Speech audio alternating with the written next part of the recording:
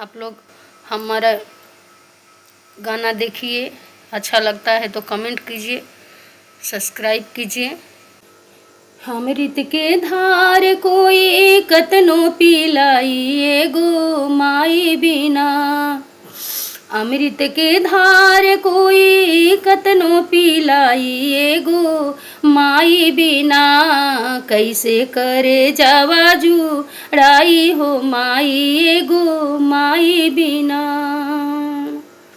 कुखिया में रख लू माई हमके सहेज के एगो माई बिना, कैलू बरतिया लंबी उम्र खाती तू त माई हऊ, कैलू बरतिया लंबी उम्र खाती तू त माई हऊ। माई के दूध हमें कभी ना चुकाइबे तू त माई हऊ, माई के कर्ज हम कभी ना चुकाइबे तू त माई हऊ। करेलू निर्जल बरतिया ए माई तू त माई हऊ।